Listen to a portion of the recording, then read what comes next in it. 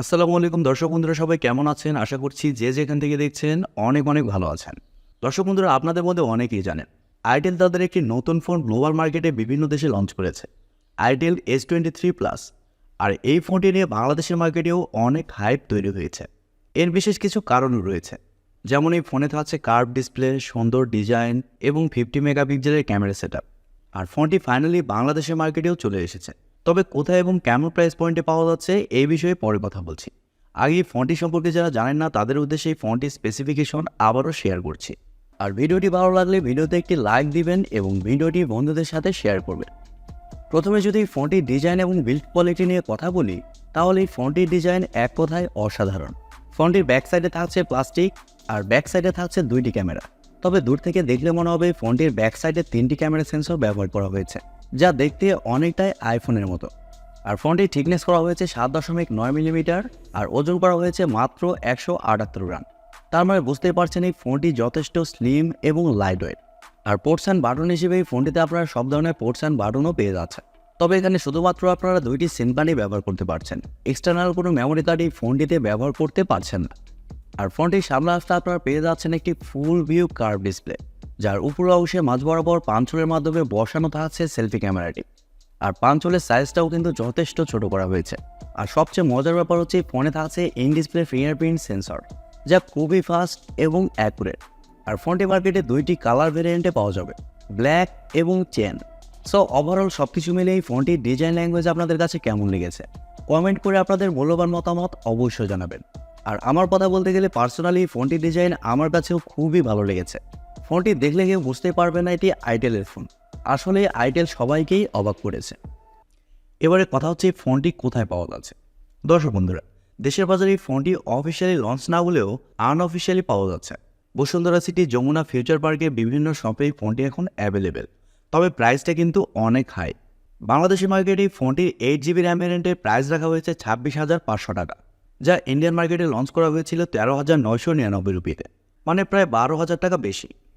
ফোনটির ডিসপ্লে নিয়ে কথা বলতে গেলে এখানেও থাকছে বিশেষ আকর্ষণ।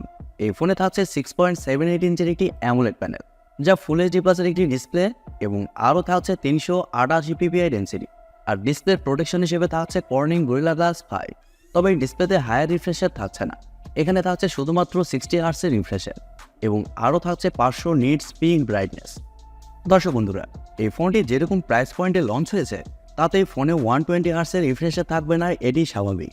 আইটেল যে ফোনটিতে AMOLED প্যানেল ব্যবহার করেছে তাও আবার ফুল এইচডি প্লাসের, এটাই কিন্তু অনেক বেশি। পাশাপাশি এখানে থাকছে কার্ভ ডিসপ্লে। ফোনটির সফটওয়্যার এবং পারফরমেন্স নিয়ে কথা বলতে গেলেই ফোনে থাকছে Android 13, যার ব্যাকএন্ডে থাকছে Itel OS 13। আর ফোনটিতে চিপসেট হিসেবে থাকছে Unisoc T616 চিপসেট, যা একটি 4G চিপসেট। আর এই চিপসেটটি মূলত 12 ন্যানোমিটার আর্কিটেকচারে তৈরি করা, এবং জিপিইউ হিসেবে থাকছে Mali G57 MP1। Unisoc T616 এই চিপসেটের আন্তত স্কোর 3 লাখের আশেপাশে। আর Mali G57 এই জিপিইউ থাকার কারণে যে কোনো হাই লেভেলের গেমস মিডিয়াম সেটিংসে আপনারা ইজিলি খেলতে পারবেন। মিডিয়াম সেটিংসে গেম খেলতে গেলে ফোনটিতে ল্যাগ বা ফ্রেম ড্রপ ফিল করবে না। তবে হাই সেটিংসে গেম খেলতে গেলে ল্যাগ বা ফ্রেম ড্রপ 100% ফিল করবে। কিন্তু মাল্টিটাস্কিং সহ অন্যান্য কাজ আবার এই ফোনটিতে খুব ভালোভাবে করতে পারছেন, এদিক দিয়ে সেরকম কোনো সমস্যা হচ্ছে না।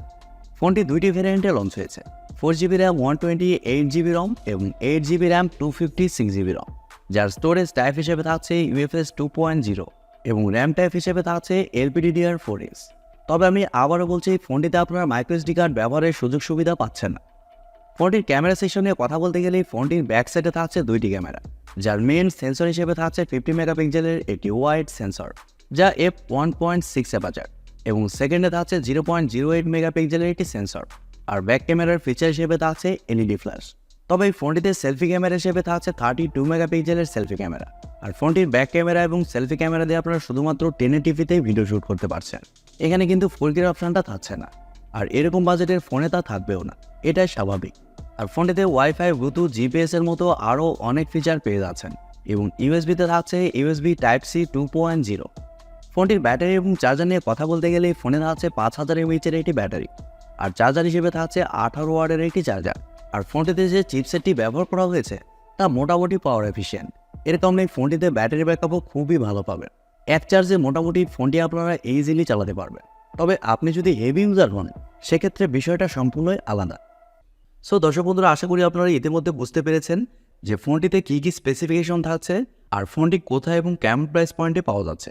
তবে এই ফোনটি সম্পর্কে যারা ইন্টারেস্টেড তাদেরকে একটি কথাই বলবো, আপনারা যদি এই ফোনটি সত্যিই নিতে চান তাহলে কয়েকটা দিন ওয়েট করুন, বলতে পারেন মাসখানেক ওয়েট করুন, ফোনটি 20,000 টাকার মধ্যেই পাওয়া যাবে। আর ওভারঅল আইটেল এই ফোনটির মাধ্যমে আসলেই সবাইকেই অবাক করেছে, এর মধ্যে আমিও একজন। তারা বাজেট ক্যাটাগরির ফোনেও কার্ভ ডিসপ্লে দিয়েছে, এই বিষয়টি ভালো লেগেছে। প্রিয় দর্শক বন্ধুরা, এই ছিল আজকের ভিডিওটি আপনাদের কাছে কেমন লেগেছে কমেন্ট করে অবশ্যই জানাবেন। আর ভিডিওটি যদি সত্যিই ভালো লেগে থাকে তাহলে TechTube চ্যানেলটি সাবস্ক্রাইব করবেন এবং ভিডিওতে একটি লাইক দিবেন। সো আজকের মতো এই পর্যন্তই, দেখা হবে পরবর্তী কোনো নতুন ভিডিওতে।